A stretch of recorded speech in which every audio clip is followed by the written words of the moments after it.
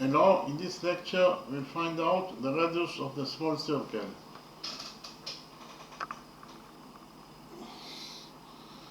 In the drawing we have the right triangle ABC. We know that side AB equals to 6 units in its length, side BC equals to 8 units in its length, and this is angle ABC, that is a right angle. Inside the right triangle ABC we have this small circle and also this big semicircle. Our mission is to find out the radius of this small circle. So first of all, we will implement the Pythagoras theorem on the right triangle ABC. According to the Pythagoras theorem, in any right triangle, the square of the hypotenuse equals to the sum of the squares of the perpendiculars. The hypotenuse in the right triangle ABC is AC, therefore the square of the hypotenuse is AC squared, and it must be equal to AB squared plus BC squared. So I write it down. In the right triangle ABC, here by PT is abbreviation for Pythagoras theorem.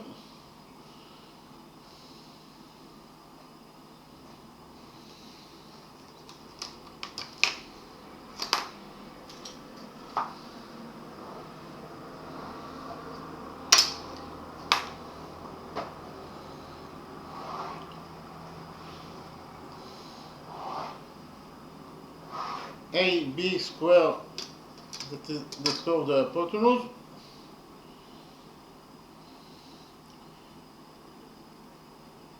again AC is the hypotenuse, AC square is the square of the hypotenuse, is equals to AB square plus BC square.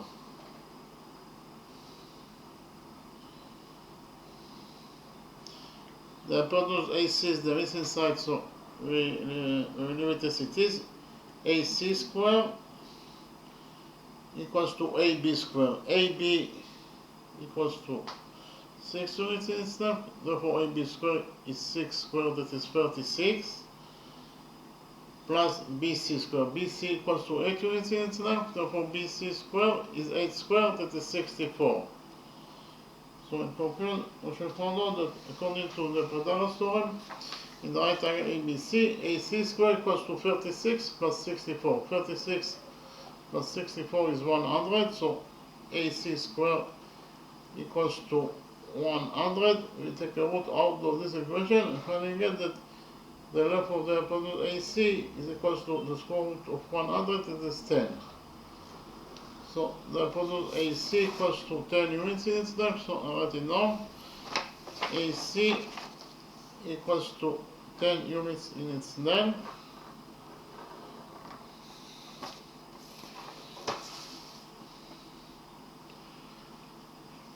We define the center of this small circle. This point is point P.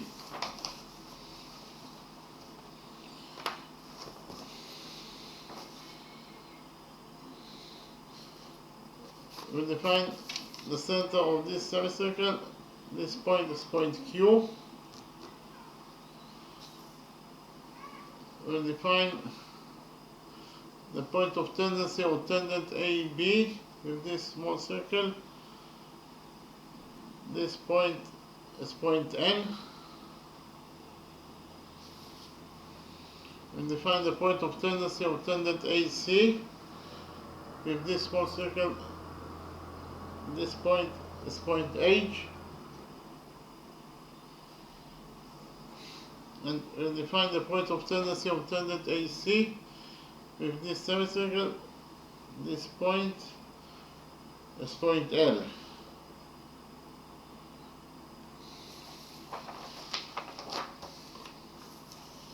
Here we can implement rule 2 if we focus on this common external point A. From this common external point A, we have two tangents to this small circle, tangent AH and tangent AN.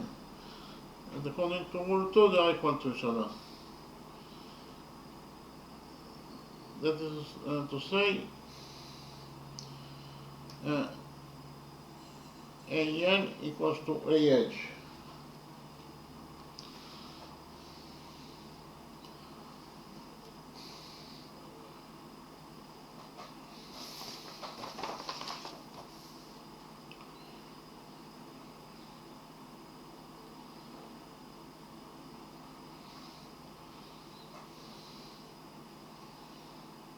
AN equals to AH.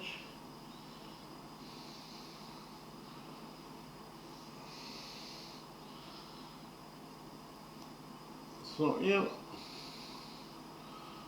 for the common standpoint point A, we have tangent AH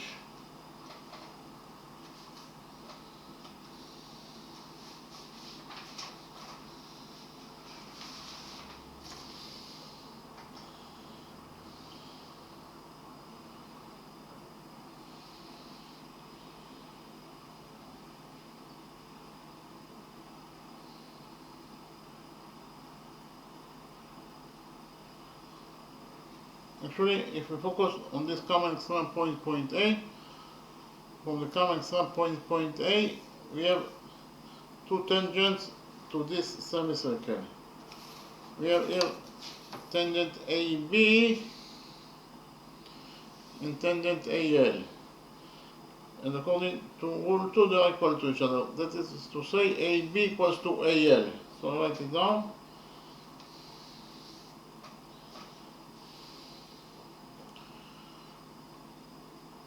AB equals to AL. AB equals to AL according to rule 2. Repeat again, if you focus on this common standpoint point A, from this common standpoint point A, we have two tangents to this semicircle. We have tangent AB, we also have tangent AL. And according to rule 2, they are equal to each other. That is to say, AB equals to AL. Then again, AB equals to AL according to rule 2, but AB equals to 6. So we can write here that AB equals to 6 according to what is given as the equation. And for this equation, 6 equals to AB equals to AL. We derive that AL is also equals to the square root, AL equals to also 6 units in its length. So this is 9/7 AL. And it is equals to 6 units in its length.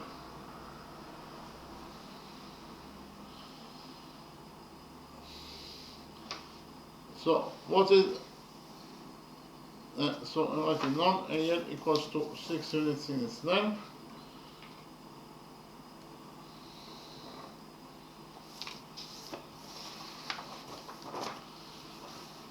The missing side LC must be equal to AC minus AL. Again, AC minus AL equals to the missing side LC. So I write it down.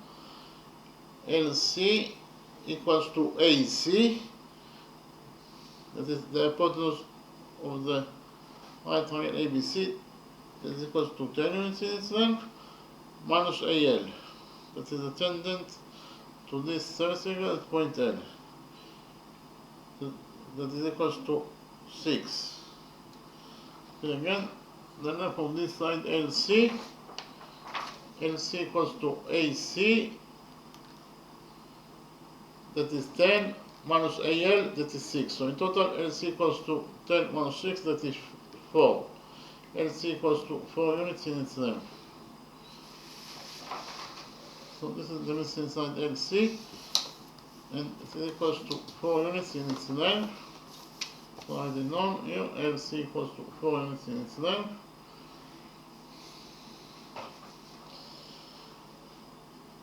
In the next step, we'll join points Q and L together by a straight line.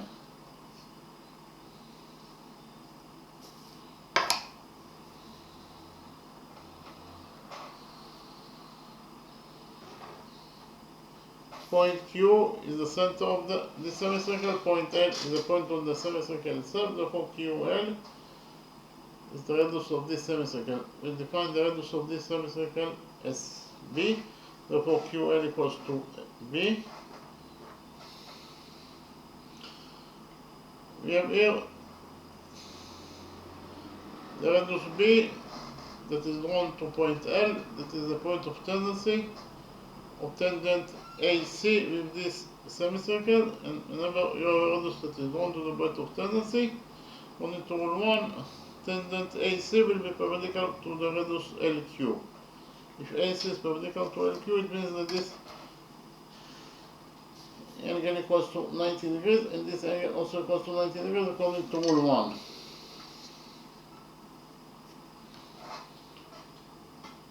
Now we have here the right triangle QLC, and we have the big right triangle ABC.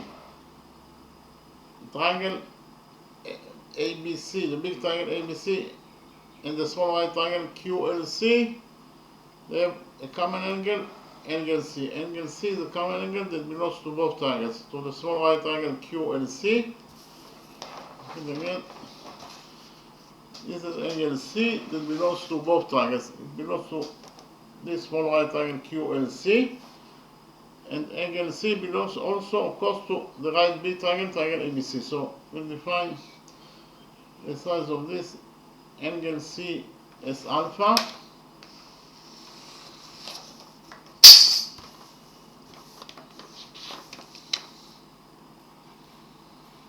So in the right triangle QLC, this angle equals to alpha, this angle equals to 90 degrees.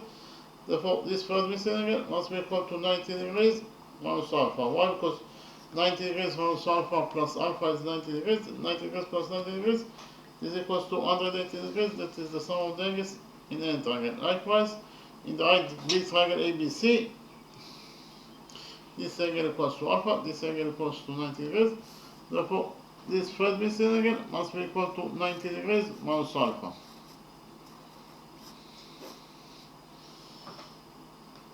In the next step, we'll prove that the small right triangle QLC is similar to the big right triangle, triangle ABC. So I write it down. We'll prove that this small right triangle QLC, this is the small right triangle QLC,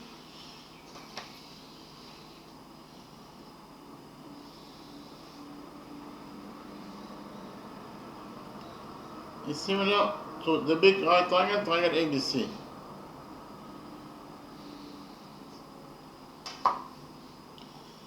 So why the big triangle ABC is similar to the small right triangle, triangle QLC?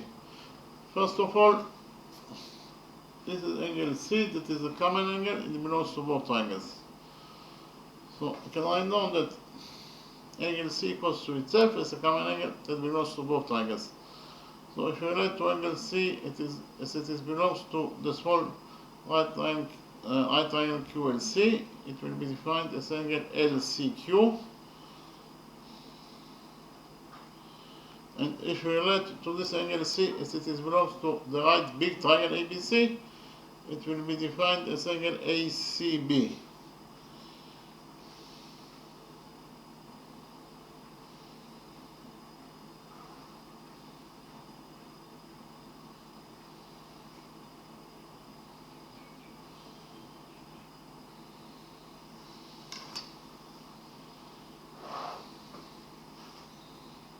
Repeat again. This equation means that angle C equals to itself, or angle alpha equals to itself. Angle alpha equals to itself is a common angle that belongs to both triangles. We just call to angle alpha two different names. In addition,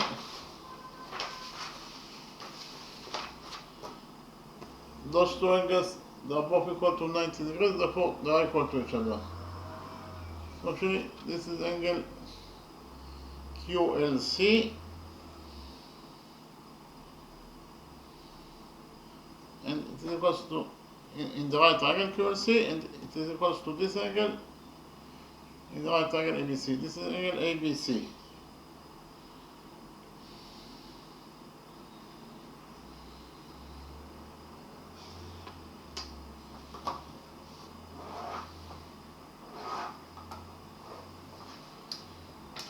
Repeat again.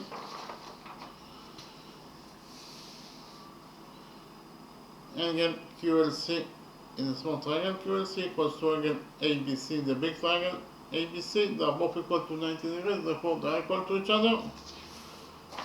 And finally,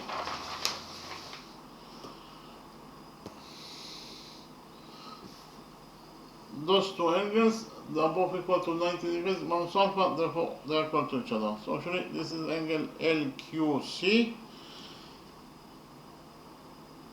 in the right triangle QLC, and it is equals to this angle, that is actually angle BAC in the right big triangle ABC.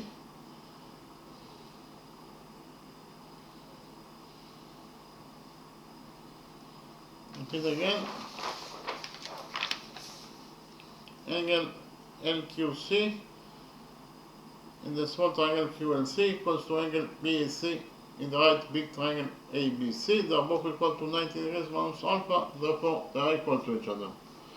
So actually proved that all the fingers in the right big triangle ABC are correspondingly equal to all the fingers in this small right triangle QLC. Therefore, those two right triangles are similar to each other according to angle similarity rule. So I write it down.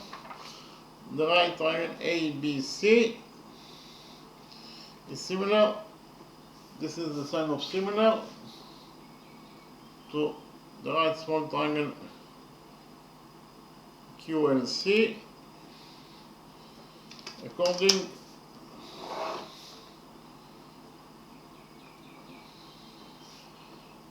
to angle similarity rule.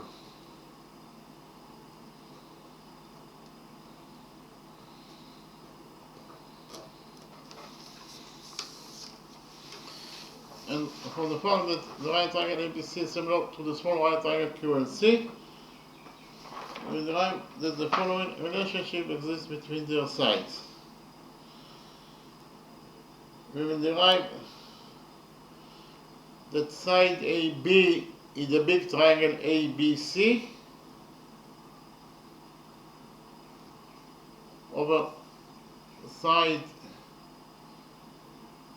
LQ in the small triangle QLC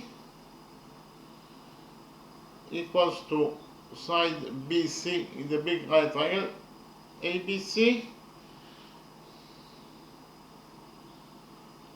over side LC in the small right triangle QLC. Repeat again.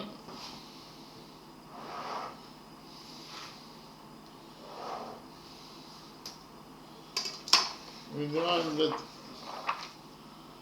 side AB in the big right triangle ABC over side LQ in the small right triangle QLC equals to side BC in the big right triangle ABC over side LC in the small right triangle QLC. AB equals to 6 over LQ. LQ equals to B. It is the radius of the semicircle, so we substitute LQ by B, and it is equals to BC. BC is 8, so we substitute BC by 8 over LC. LC equals to 4 units in its length according to what we already found out. So in conclusion, we actually found out that B over 6 equals to 8 over 4. 8 over 4 is 2. Therefore, in total we get that 6 over B equals to 2. 6 over B equals to 2. We multiply this equation by B, and we get that 6 equals to 2B. Here we divide this equation by 2, and finally we get that the radius B of the semicircle equals to 6 over 2, that is 3. So here I actually found out that the radius B of this semicircle equals to 3 units in its length. Actually, BQ is also the radius of this semicircle that is equals to 3 units in its length. And now we will join points P and N together by a straight line.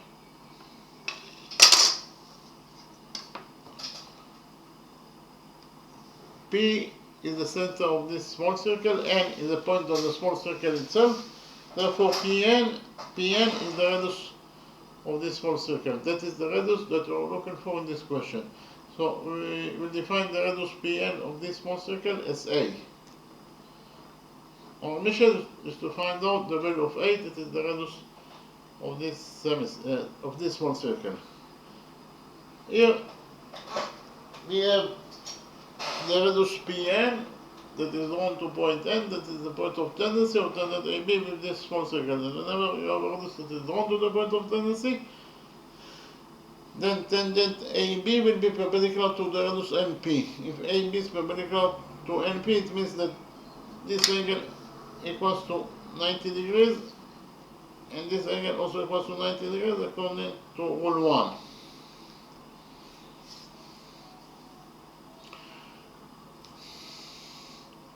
We define the touching point between this small circle and this semicircle. This point is point S. In the next step, I present to you a new rule, and we will implement the new rule in our drawing. The new rule is rule 15, but before that we join points P and N together by a straight line. P edge is of course the radius of this small circle, that is equal to A according to our definition. The radius P edge is drawn to point H, that is the point of tendency of tangent AC with this small circle. And whenever your radius is drawn to the point of tendency, then tangent AC will be perpendicular to the radius HP. If AC is perpendicular to HP, it means that this angle equals to 90 degrees, and this angle also equals to 90 degrees. In the next step, I present to you a new rule, and we implement the new rule in our drawing. The new rule is rule 15. According to rule 15, if from an external point of a circle you draw two tangents to that circle, here we have, this is the external point, point P. From this external point, point P, we have two tangents to this circle, tangent PA and tangent PB. Okay, so by drawing the two tangents from this external point, point P, we created here angle APB. This is angle APB, and point O is the center of this circle. So if from an external point of a circle you will draw two tangents to this circle, like we have here, tangent PA and tangent PB. By drawing those two tangents, we can do here angle APB. Then the angle that will be created between the two tangents, again, the angle that was created between the two tangents PA and PB is angle PAB. This is the angle PAB. Then the angle that will be created between the two angles, that is angle PAB, its angle bisector must pass for the center of the circle. So the angle bisector of this angle PAB must pass for point O, that is the center of the circle. That is to say, actually, PO is the angle bisector of this angle APB. If the size of angle APB is 2 theta, then the angle bisector OP bisects angle APB into 2 halves. Each half must be equal to theta. The first half is angle APO, that is equal to theta, and the second half of angle APB is angle OPB, that is also equals to theta. So here we have angle bisector OP that bisects angle APB into two halves. Each half equals to theta. So whenever you draw two tangents to a circle from a common extent point P, from the common extent point P, we have two tangents to this circle, tangent PA and tangent PB. This way we can do here angle PAB. This is the angle that was created by drawing two tangents from this common extent point P. So the angle bisector of angle APB must pass through point O, that is the center of this circle. That is to say, OP is the angle bisector of angle APB. Why? Because it bisects angle APB into two halves. Each half equals to theta. Repeat again, whenever you draw two tangents from a common extent point P, in this way get angle APB. The angle bisector of this angle APB must pass through point O, that is the center of this circle, or OP is the angle bisector of angle APB. Okay, again, the angle bisector OP must pass through point O, that is the center of this circle. So we can actually implement rule 15 in our drawing. Why? Because in our drawing, if we focus on this common extent point A, from this common extent point A, we have two tangents to this small circle, tangent AH and tangent AN. First of all, according to rule 2, they are equal to each other, AH equals to AN, but here we implement rule 15 in our drawing. So by drawing two tangents from this common extent point A to this small circle, we have tangent AH and tangent AN, we get here angle edge AN. This is the angle edge AN that was created by drawing two tangents from the common extent point A, tangent AH and tangent AN to this small circle. And according to rule 15, the angle bisector of this angle edge AP, the angle bisector of this angle edge AN, the angle bisector of this angle must pass through point P, that is the center of this small circle. Or actually, according to rule 15, AP is the angle bisector of angle edge AN. Again, AP is the angle bisector of angle edge AN. Okay, so I draw the angle bisector AP of this angle edge AN.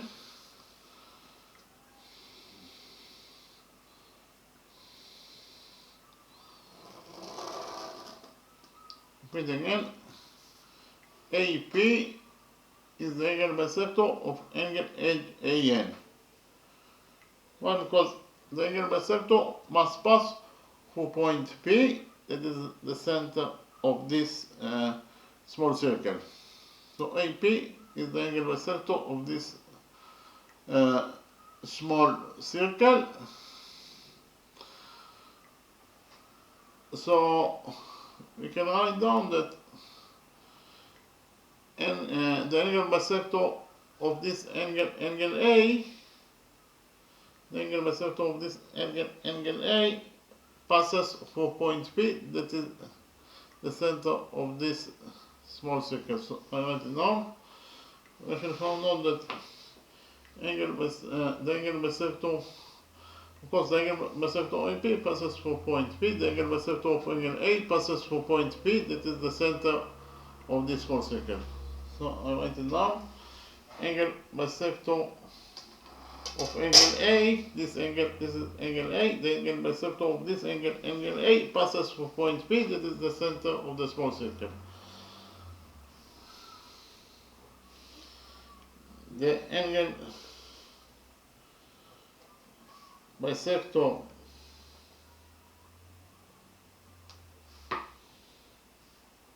of angle A, this is angle A, the angle bisector of this angle, angle A, passes through point P. That is the center of this small circle.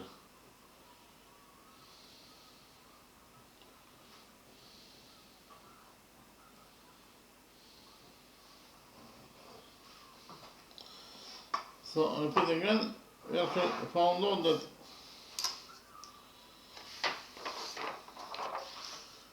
the angle bisector of angle A passes through point P, that is the center of this small circle. Likewise, we'll continue to focus on this common extent point A. From this common extent point A, we have two tangents to this big semicircle. We have tangent AB and tangent AL. Okay, from the common extent point A, we have two tangents to this semicircle. We have tangent AB and tangent AL. And according to rule 15, in this way created here, angle BAL. That's actually the same angle A. And according to rule 15, the angle bisector of angle BAA, that is angle A, must pass through point Q, that is the center of this semicircle. Okay, so the angle bisector of angle A must pass through point Q, that is the center of this semicircle. Okay. Therefore, actually, AQ is the angle bisector of angle A, the same angle A.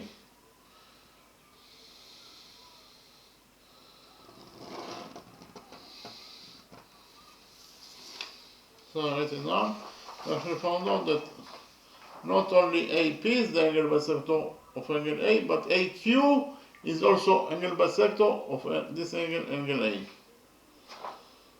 So right now, the angle bisector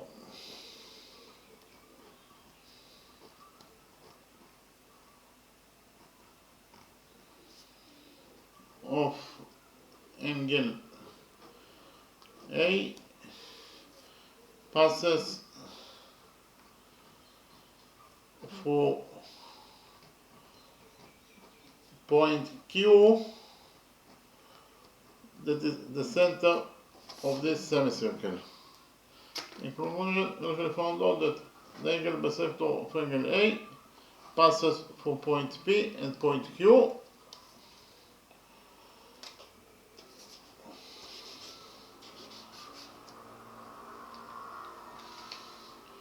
The angle bisector of angle A definitely passes through point A itself, of course, so write it down. The angle bisector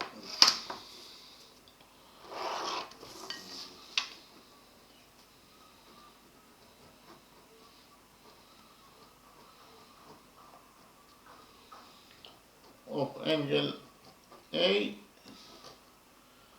passes through point A.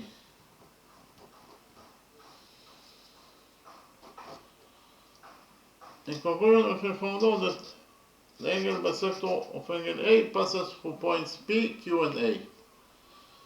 Okay, so I write it down. We actually found out that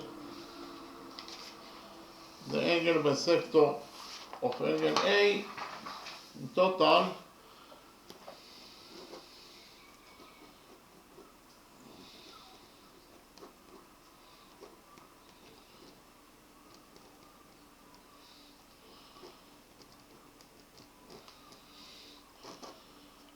passes through points A, P, and Q.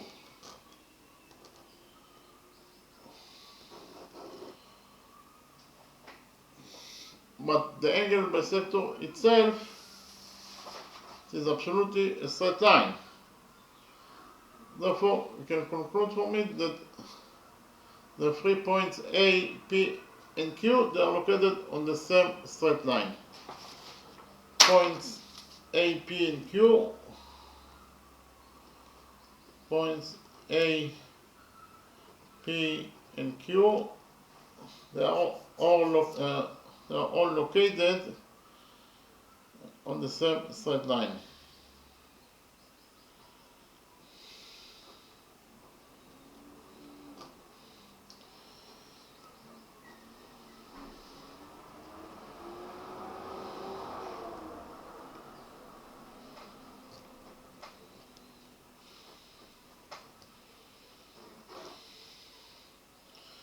Or we can write down also that APQ is one straight line. Again, APQ is one straight line. Line segment APQ is one straight line.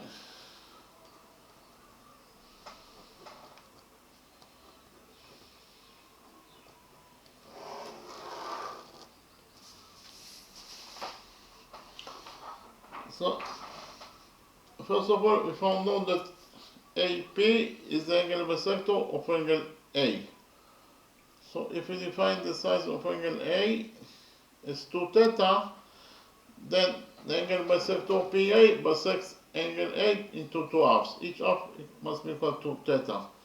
So this is the first half that is equal to theta, and this is the second half that is also equal to theta. Likewise, QA is also the angle bisector of angle A, and therefore it bisects angle A into 2 halves. Each half must be equal to theta. Okay? In conclusion, we can say that, first of all, APQ is one straight line, therefore AQ is also a straight line. And this is angle theta, that is a common angle that belongs both to the right triangle A and P, and this angle theta also belongs to the right triangle ABQ. Angle theta is a common angle that belongs to both those two right triangles, triangle A and P and the right triangle ABQ. So if we focus on the right triangle A and P, the right triangle A and P, this angle equals to theta, this angle equals to 90 degrees. Therefore, this missing angle must be equal to 90 degrees minus theta.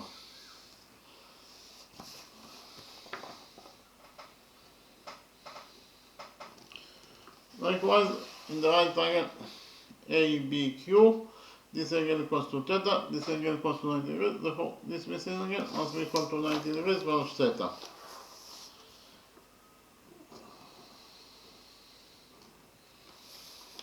In the next step, we'll prove that the right triangle A and P is similar to the right triangle ABQ. So I write it down. We prove that the right triangle A and P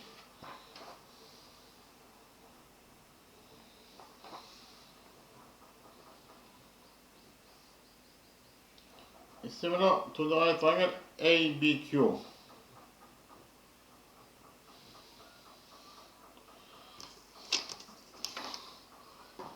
So, why those two right triangles are similar to each other? First of all, those two angles are both equal to 90 degrees, therefore they are equal to each other. So actually, this is angle A and P, in the right triangle A and P.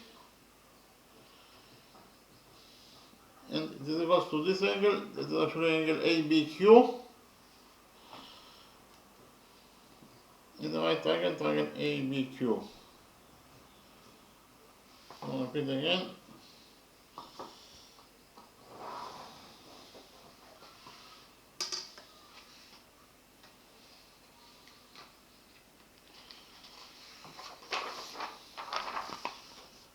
Angle A and P in the right triangle A and P equals to angle ABQ, the right triangle ABQ, they are both equal to 90 degrees, therefore they are equal to each other.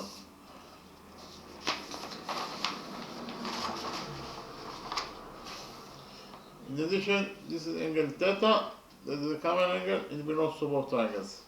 So we can write down that angle theta equals to itself as a common angle that belongs to both triangles. So if we relate to angle theta as it belongs to the small right triangle A and P, it will be defined as angle NAP.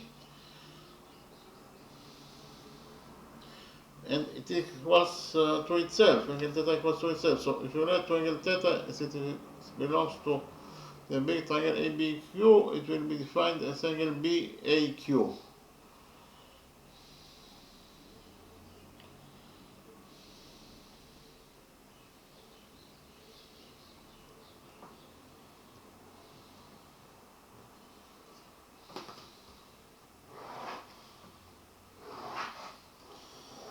So repeat again.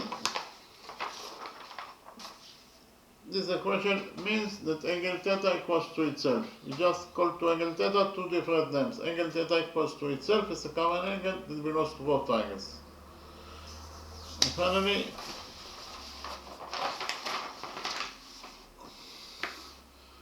those two angles, they are both equal to 90 degrees minus theta, therefore they are equal to each other. So this is angle APN.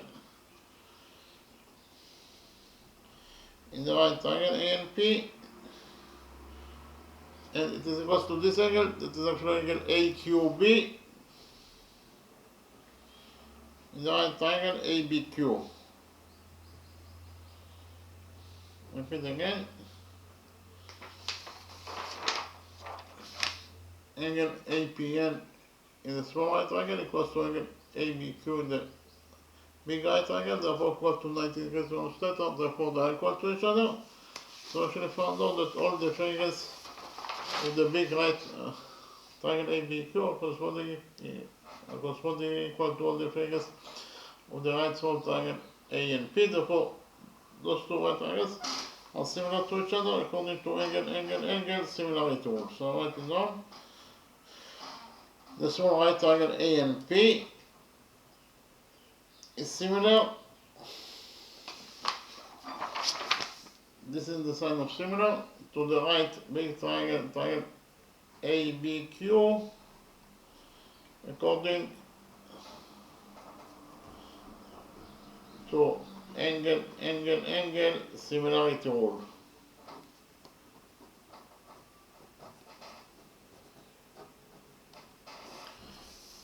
And from the fact that those two right triangles are similar to each other, we derive that the following relationship exists between their sides.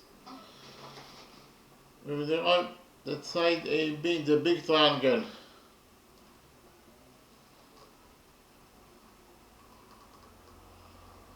over side AN in the small triangle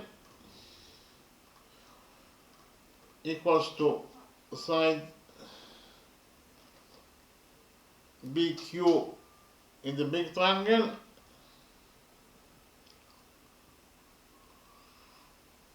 or side NP in the small triangle. Repeat again.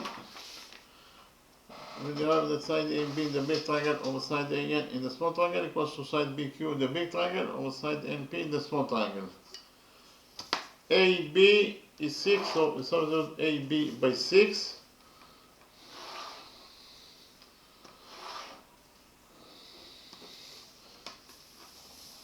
Over AN. AN is the missing side, so we will leave it as it is.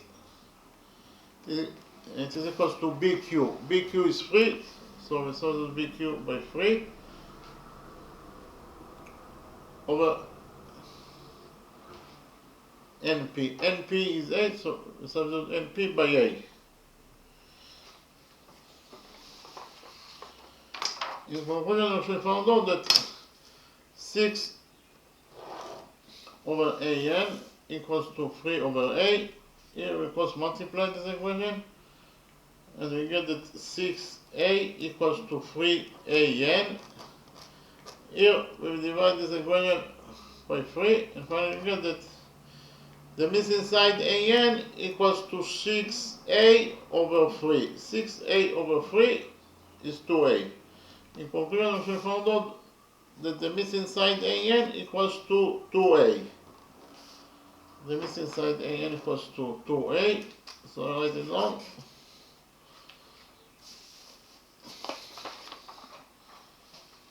This is the missing side AN that is equal to 2A. It is given as the question that AB equals to 6. We just right now found out that AN equals to 2A. Therefore, the missing side NB must be equal to 6 minus 2A. Again, the missing side AN, NB, the missing side NB must be equal to AB, that is 6, minus AN, that is 2A. So in total, NB equals to 6 minus 2A.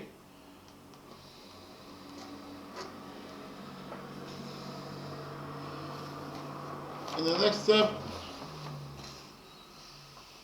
from the center of this small circle, that is to say from point P, we will draw perpendicular on BQ. Again, from point P, we will draw perpendicular on BQ. So actually,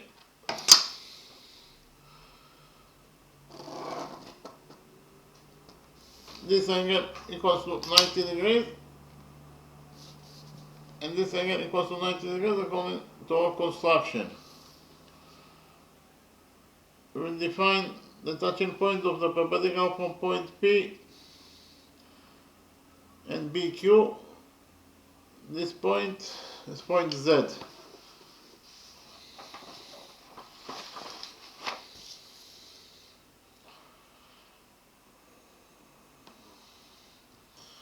By doing this construction, we can do quadrilateral NP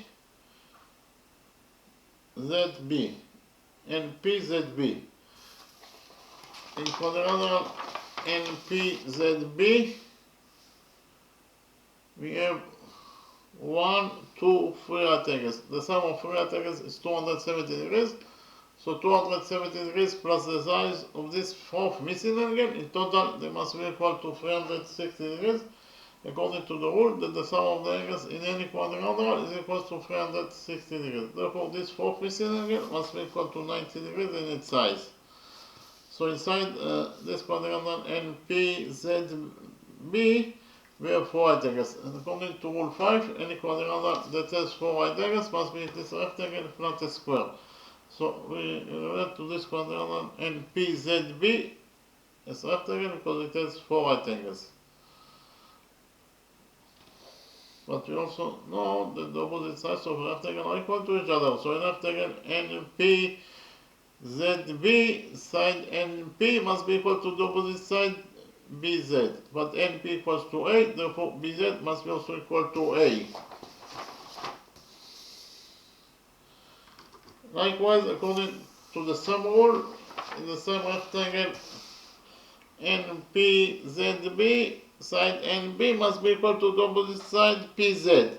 But NB is 6 minus 2A, therefore PZ must be also equal to 6 minus 2A. So I write it down.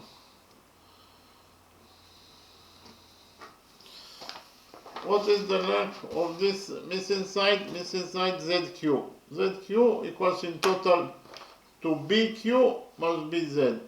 Again, BQ minus BZ equals to the missing side ZQ. So the missing side ZQ equals to BQ, that is 3, minus BZ, that is A. So in total, ZQ equals to 3 minus A.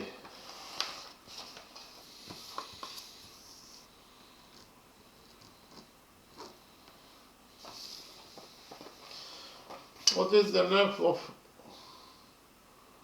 PQ?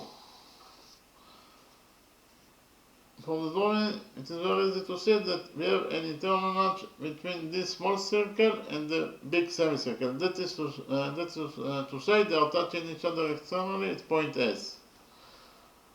And whenever you have an external notch between two circles, you can implement rule 10. I repeat quickly on rule 10. According to rule 10,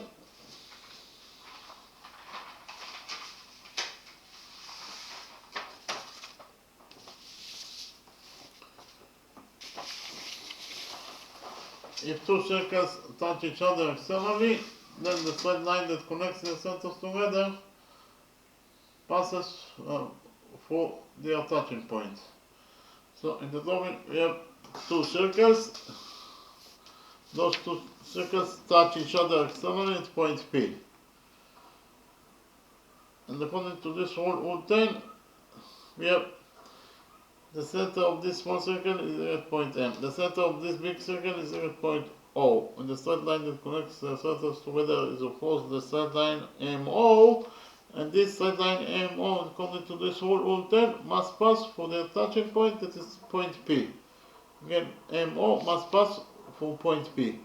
Or MPO is one straight line. Again, MPO is one straight line according to this rule 10. We can actually implement rule 10 in our drawing.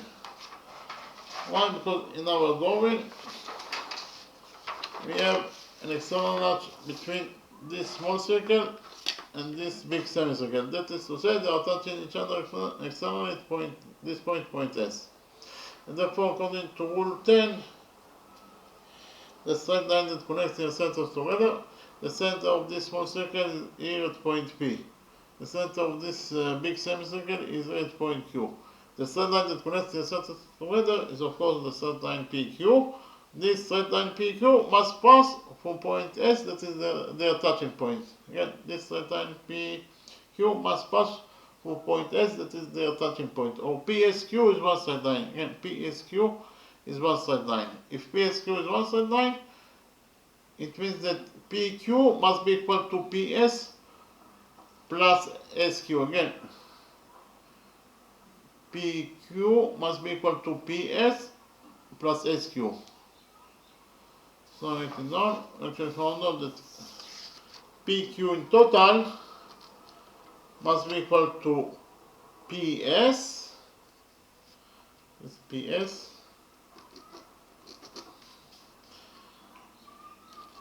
plus SQ. So PQ in total equals to PS. PS is A because it is the radius of this small circle. The radius of this small circle is defined as A. A is the radius that we are looking for in this question.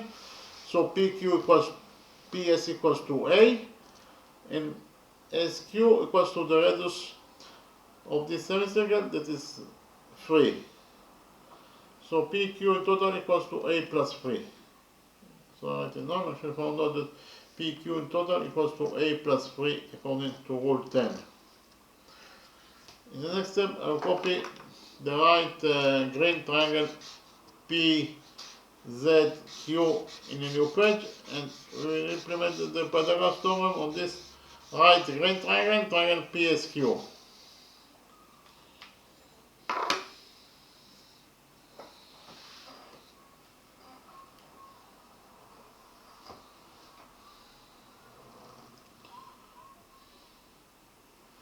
This triangle PZQ. This is the green triangle PZQ.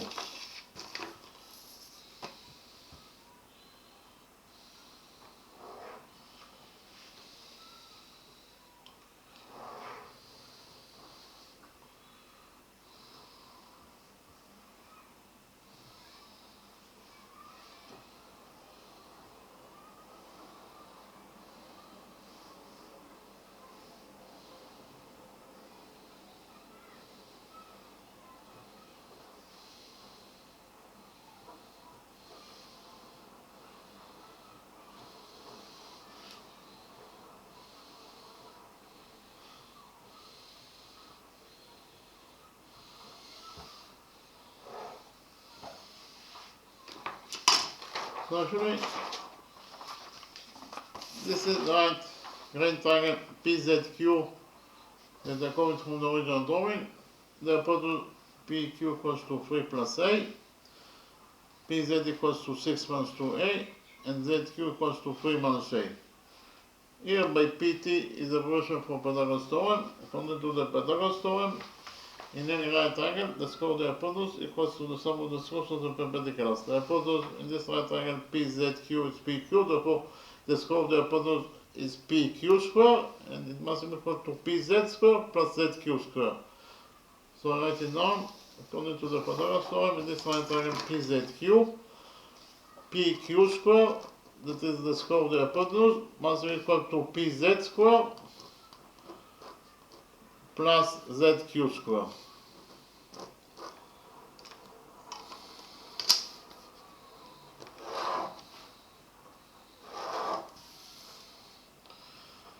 PQ is 3 plus A, therefore PQ square is 3 plus A square, and it is equals to PZ square. PZ is 6 minus A, therefore PZ square is 6 minus 2A square. Again, PZ is 6 minus 2A, therefore PZ square is 6 minus 2A square plus ZQ square. ZQ is 3 minus A, therefore ZQ is 3 minus A square. So in conclusion, according to the Pythagoras theorem, we found out actually that 3 plus A square equals to 6 minus 2A square plus 3 minus A square.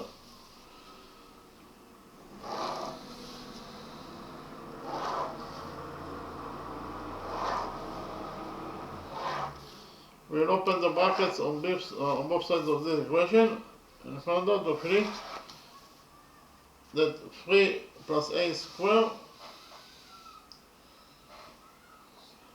equals to 3 square, that is 9, plus A square, plus 2 times 3 times A is 6A, and it is equals to 6 minus 2A square. 6 minus 2A square equals to 6 square, that is 36, plus 2A square, that is 4A square, minus 2 times 6 is minus 12, and minus 12 times 2A is minus 24A, plus 3 minus A square. 3 minus A square equals to 3 square, that is 9, plus A square, minus 2 times 3A is minus 6A. Here we have 9 on both sides of the equation, so 9 will get cancelled. We have also A square on both sides of the equation, so A square will get cancelled. After we cancel those two expressions, in this side of the equation we left only with 6A. In the other side of the equation we have here 4A square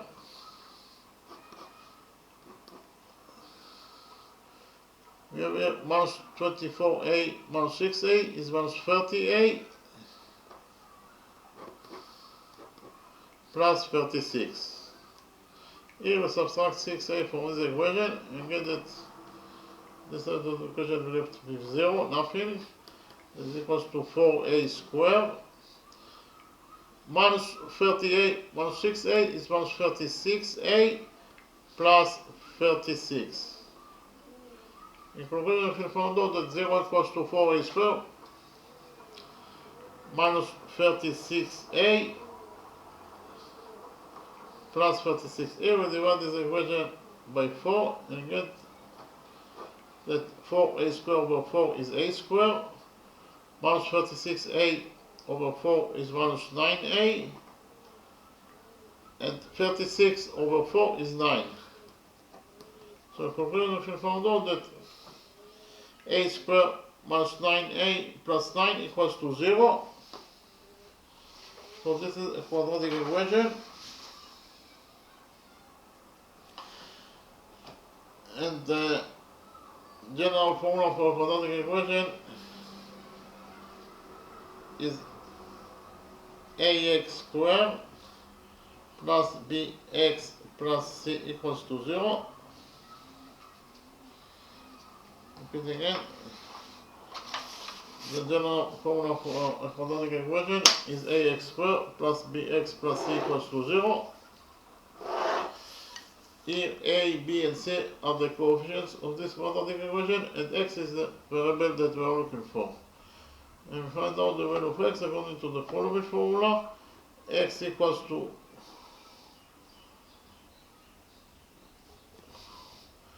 minus b plus minus square root of b squared minus 4 times a times c over 2a.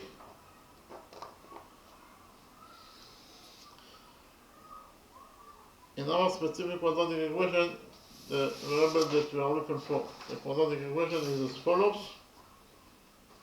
a squared minus 9a plus 9 equals to 0. So in this quadratic equation, the variable that we are looking for is a.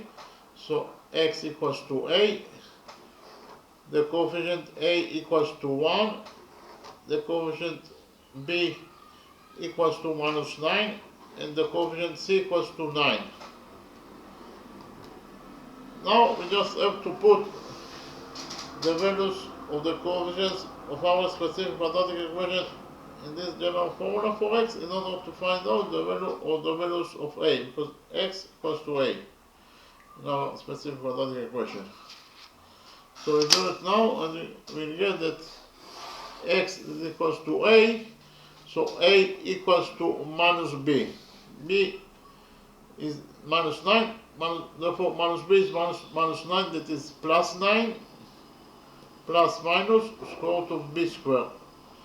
b is minus 9, therefore b squared is minus 9 squared, that is 81, minus 4 times a is 1, so minus 4 times 1 is minus 4, times c is 9, so minus 4 times 9 is minus 36. So inside the root we have in total 81 minus 36 over 2a. a is 1, so 2a is 2 times 1, that is 2. In conclusion, we found out that a equals to 9 plus minus the square root. Inside the root we have 81 minus 36 is 45, so inside the root we left only 45 divided by 2.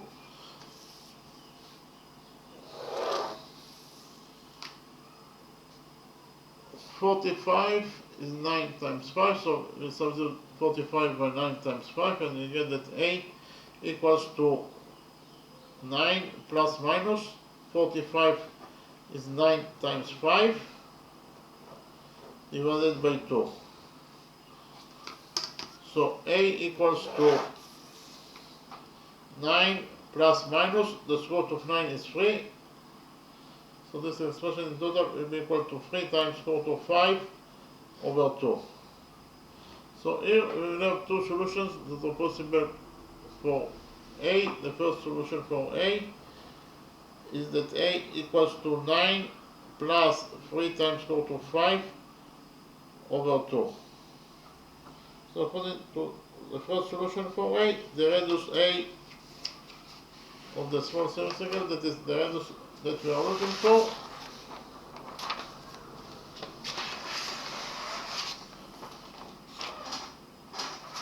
repeat again.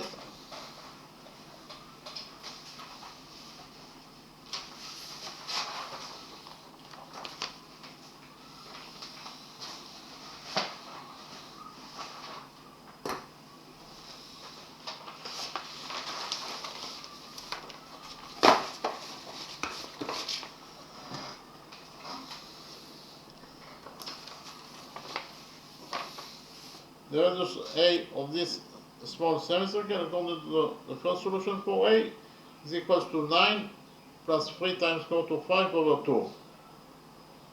It's very easy to see from the drawing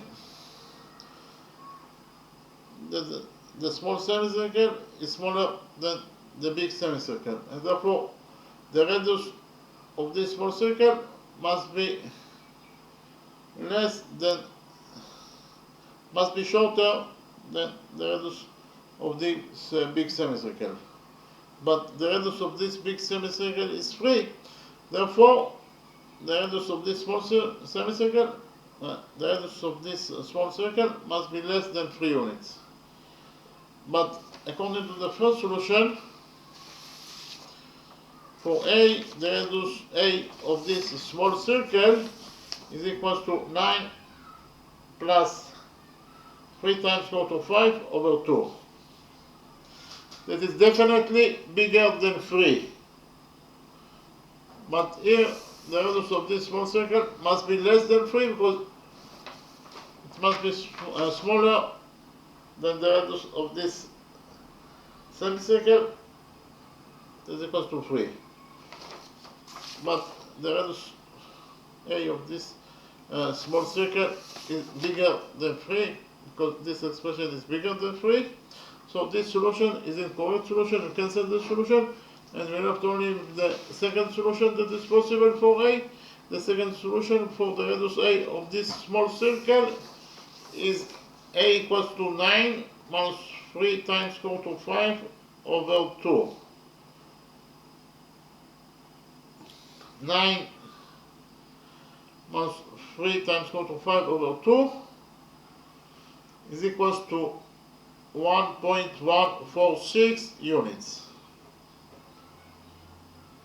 And that is the answer to the question. I repeat again, the answer to the question is that the radius A of this small circle equals to either 9 minus 3 times square root of 5 over 2 units in its length, or in terms of numbers, it is equals to 1.146 units. So we finished with the question. So in the next step, I'll summarize the lecture.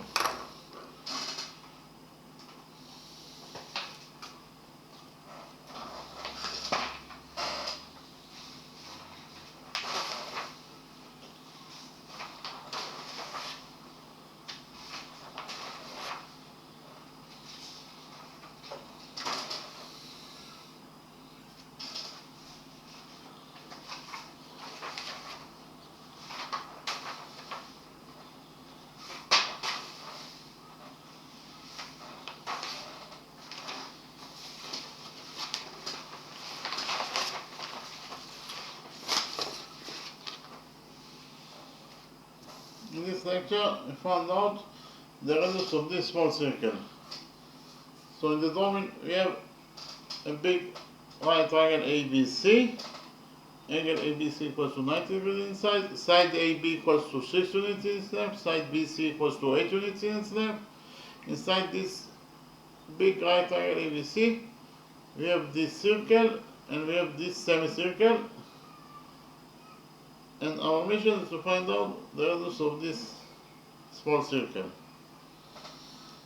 So first of all, we implemented the Pythagoras theorem on this big triangle, triangle ABC. According to the Pythagoras theorem, in any right triangle, the square of the hypotenuse equals to the sum of the squares of the perpendiculars. The hypotenuse on this right triangle ABC is AC, therefore the square of the hypotenuse is AC square, and AC square must be equal to AB square plus BC square. Repeat again. In the right triangle ABC, according to the Pythagoras theorem, the following equation is true. AC square equals to AB square plus BC square. The hypotenuse AC is the missing side, so we will leave it as it is. AC square equals to AB square. AB is 6, therefore AB square is 6 squared, that is 36, plus BC squared. BC is 8, therefore BC squared is 8 squared, that is 64. So in total, we found out that AC squared equals to 36 plus 64, that is 100. So AC squared equals to 100. We took out of this equation and finally found out that the length of the hypotenuse AC of the right triangle ABC, it is equals to the square root of 100, that is 10. So here, the length of this hypotenuse AC of this big triangle ABC is equal to 10 units in its length. Here we can implement also rule 2.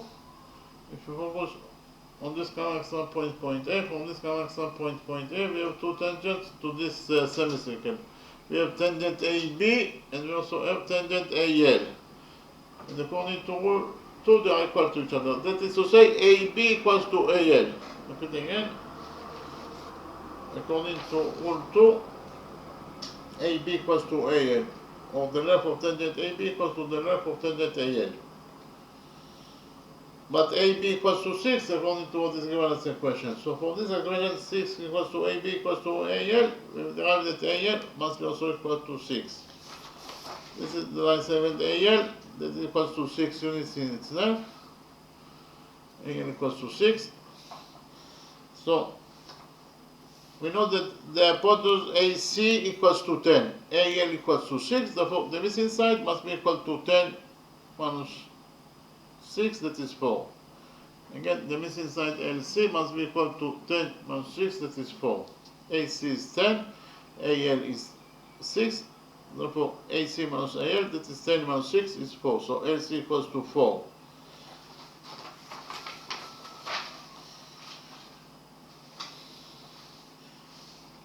In the next step, we join points.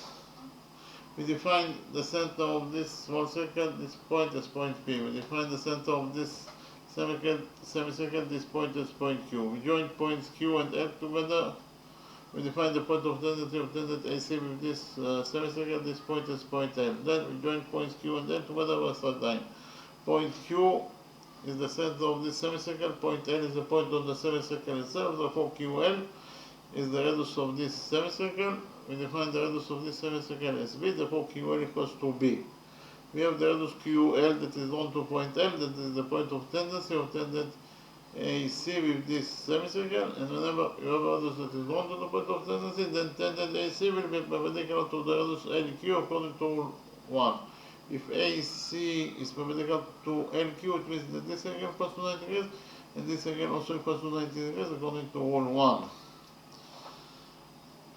So actually, by doing this construction, you get it here, triangle LQC.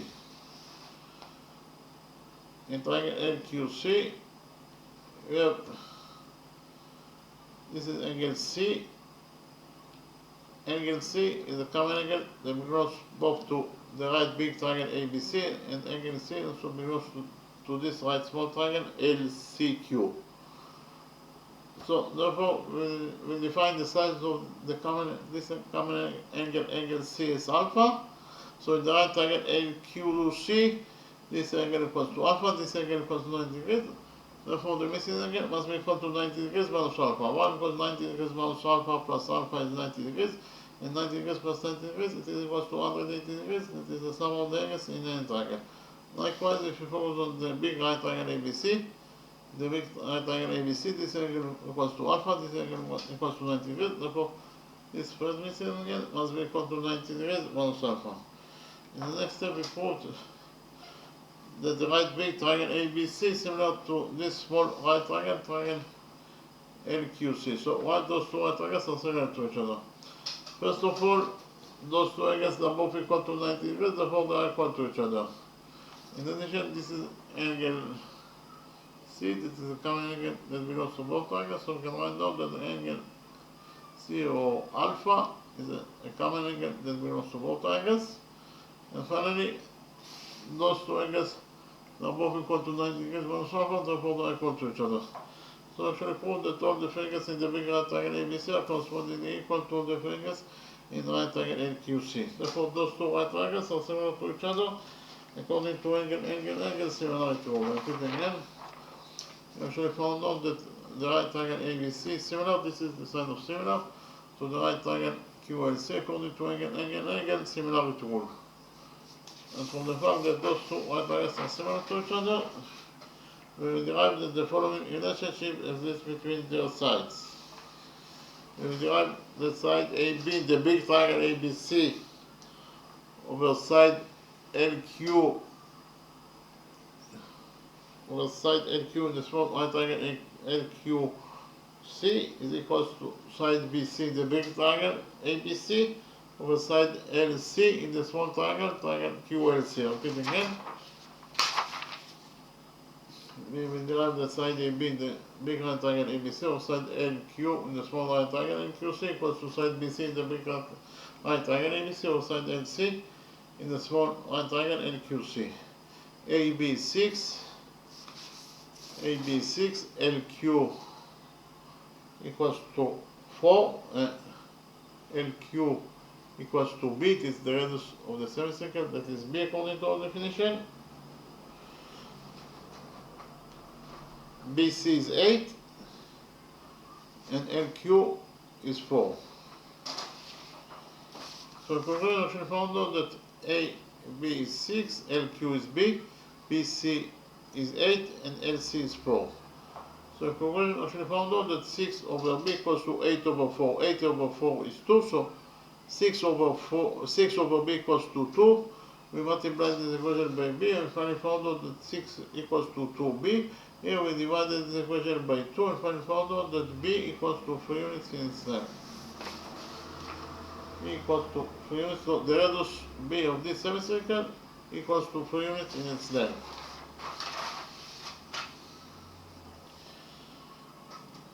In the next step, I presented to you a new rule and implemented the new rule in our drawing. The new rule is rule 15.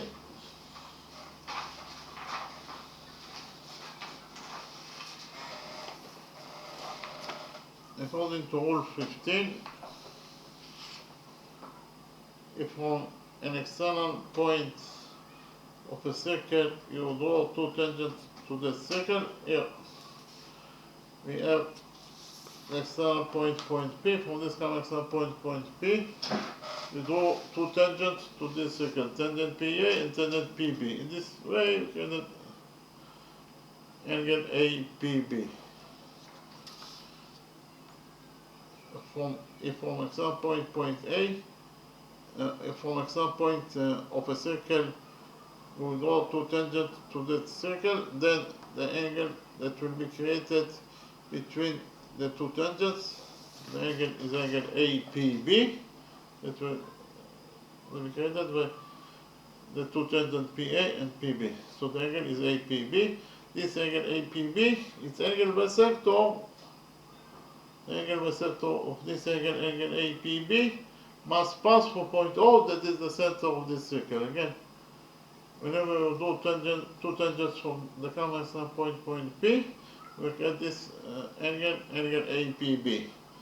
So the angle bisector of this angle APB must pass through point O, that is the center of this circle. Or OP is the angle bisector of angle APB. Okay. So, repeat again, whenever from the common external point P, we draw two tangents to a circle, tangent PA and tangent PB, this way we create angle APB. The angle bisector of this angle APB, must pass from point O, or OP is the angle bisector of angle APB. That is to say, it bisects the angle APB, this angle APB, into two halves. Each half equals to theta.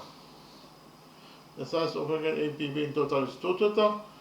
The angle bisector OP bisects angle APB into two halves. Each half equals to theta. So we can actually implement rule 15 in our drawing. Why? Because in our drawing, from the common external point A, we have two tangents to this small circle, tangent AH and tangent AN. So, by drawing the two tangents from this common external point A, we can get here angle edge AN. This is angle edge AN. And according to rule 15, the angle bisector of this angle edge AN must pass through point P, that is the center of this circle. Or PA is the angle bisector of angle edge AN. That is to say, it bisects angle A into two halves. If the size of this angle A, is 2 theta, then the angle bisector PA bisects angle theta into two, angle bisector PA bisects angle A into two halves. The size of angle A in total is 2 theta, therefore angle bisector PA bisects it into two halves. Each half must be equal to theta. So this is the first half theta, and this is the second half theta. Okay. Again, the angle bisector of this angle A must pass through point P, that is the center of this small circle. Likewise, if you continue to focus on this common external point A, from this common external point A, we have, in relation to this semicircle, we have two tangents to this semicircle, tangent AB and tangent AL. So, the angle bisector of angle BAL, this is angle BAL, this is actually the same angle A. Why? Because angle A is angle NAH, and we just extended the two legs of angle A. When we extend when we extend the length of an angle, the size of the angle will not change. So the angle bisector of the same angle, angle A, must pass from point Q, that is the center of this semicircle, according to Rule 15. Therefore, in conclusion, we can say that the angle bisector of the same angle, angle A, must pass from point P and from point Q. And of course, that the angle bisector of this angle A must pass also from point A. It is trivial that it must pass from point A. Therefore, the angle bisector of this angle A must pass through points A, P, and Q. Okay?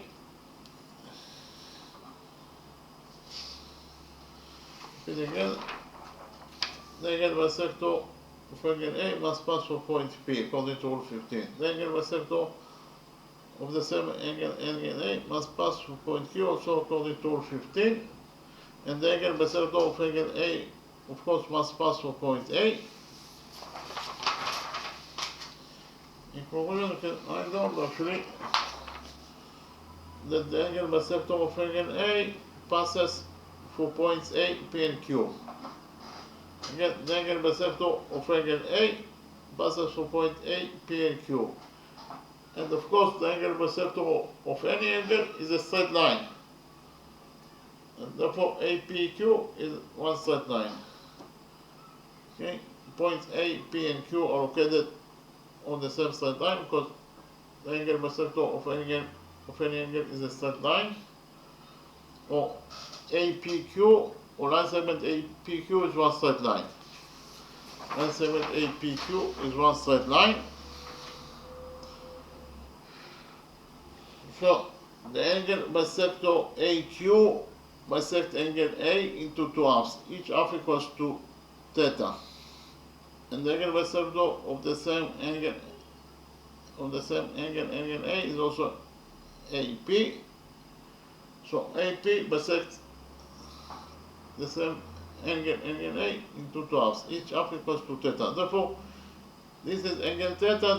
This is a common angle. It belongs both to the right small triangle A and P, and this angle theta also belongs to the right big triangle ABQ.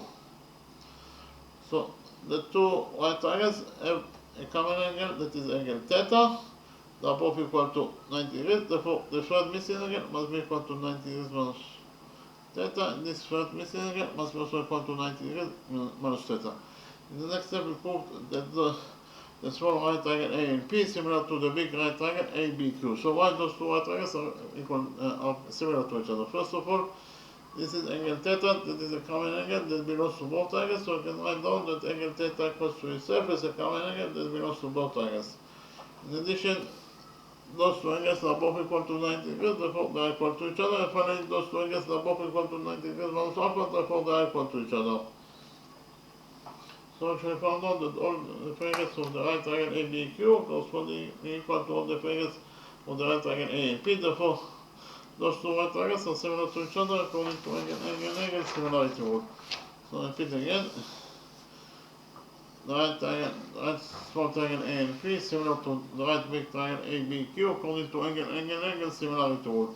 And from the fact that those two right triangles are similar to each other, we derive that the following relationship exists between their sides. We derive that side AB in the big triangle or side AN in the small triangle equals to side BQ in the big triangle or side NP in the small triangle. And again, we derive that side AB in the big triangle or side AN in the small triangle equals to side BQ in the big triangle or side NP in the small triangle. AB is 6, AN is the missing side, so we leave it as it is. BQ is 3, and AP is 8. AP is 8, the radius of the small circle, that is the radius that we are looking for in this question. So in conclusion, we can find out that 6 over AN equals to 3 over A. Because multiply the equation, we finally found out that 6A equals to 3AN. Here we divided the equation by 3 and finally found out that the missing side AN equals to 6A over 3, that is 2A. So this is inside AN, that is equals to 2A. And therefore NB must be equal to AB minus AN. Again, NB equals to AB, that is 6, minus AN, that is 2A. So in total, NB equals to 6 minus 2A. In the next step, from the center of this one circle, that is to say from point P, we draw perpendicular on BQ.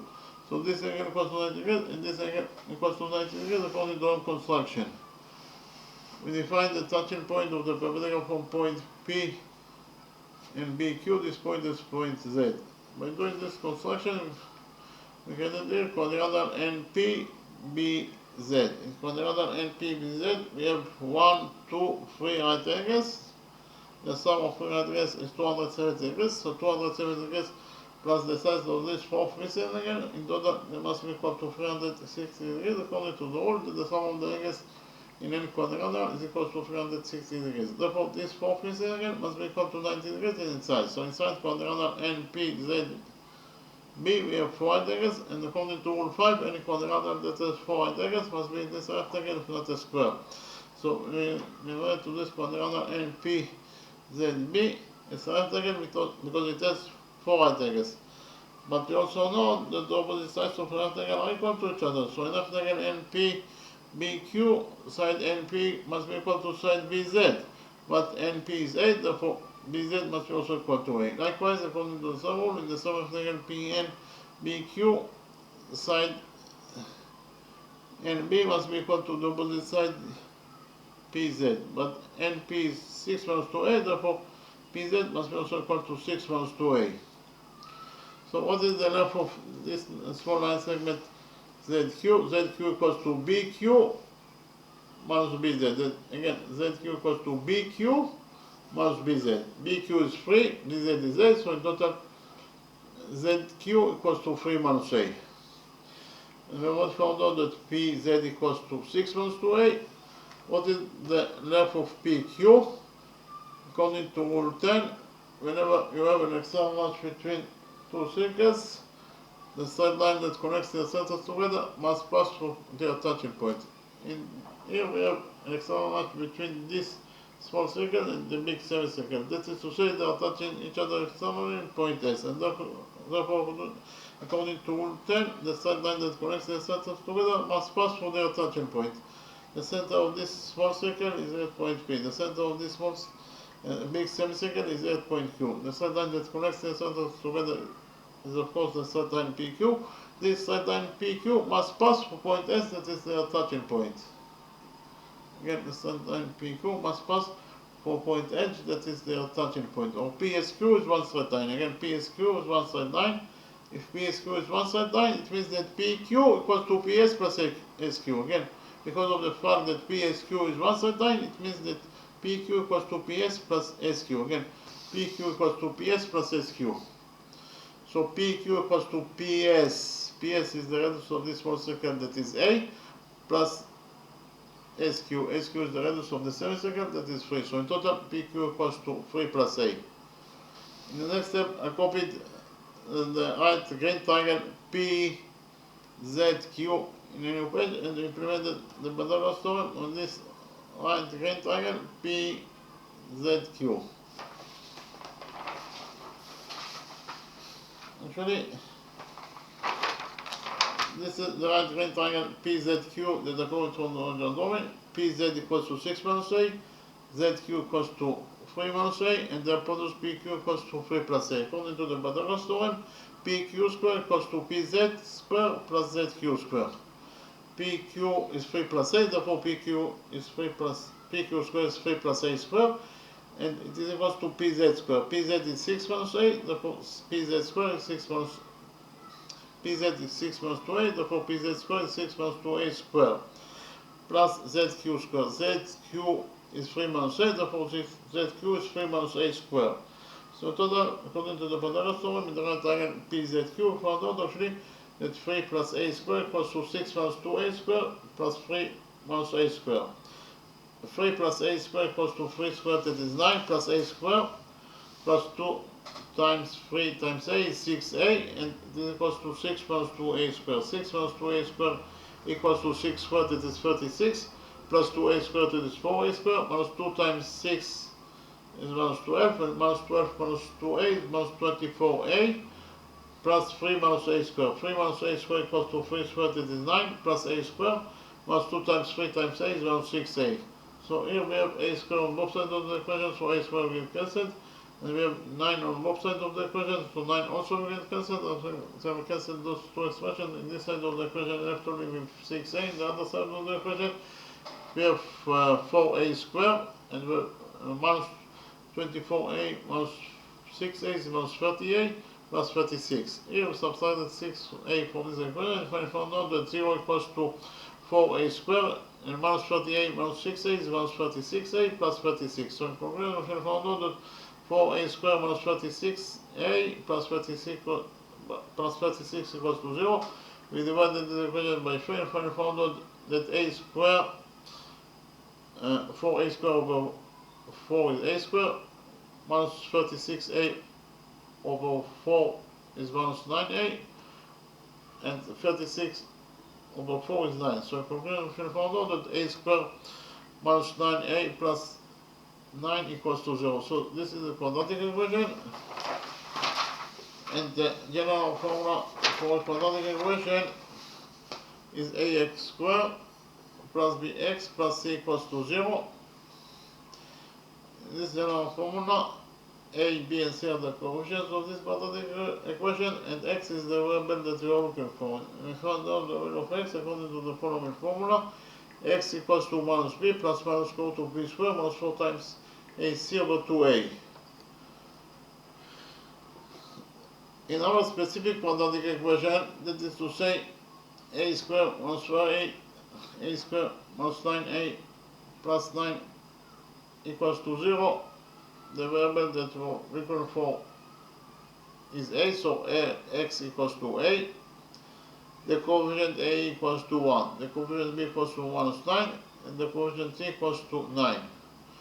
Now we just have to put the data for our specific quadratic equation inside the general formula for x in order to find out the value of the values of a, because x equals to a, and a is the radius of the small semicircle, that is the radius that we are looking for in this question.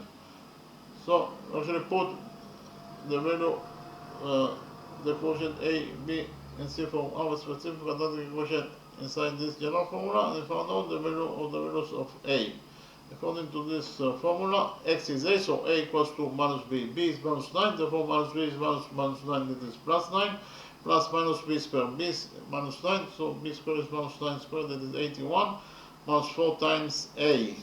A is 1, so minus 4 times 1 is minus 4 times c, that is 9, so minus 4 times 9 is minus 36. So in total, inside the root, we have 81 minus 36 over 2a. A is 1, so 2a is 2 times 1, that is 2. So a equals to 9 plus minus 81 minus 46 is 45. So inside the root, we left only with 45. 81 minus 46 is 45. So inside the root, we left only with 45 divided by 2. So a equals to 9 plus minus 45 is 9 times 5, so we substitute 45 by 9 times 5. So in total a equals to 9 plus minus, the square root of 9 is 3, so in total the value of this expression is 3 times square root of 5 over 2. So here we have two solutions that are possible for a. The first solution for a is the radius of the small circle, that is the radius that we are looking for in this question. According to the first solution for a equals to 9 plus 3 times square root of 5 over 2. This expression is definitely greater than 3. Again, 9 plus 3 times square root of 5 over 2 is greater than 3.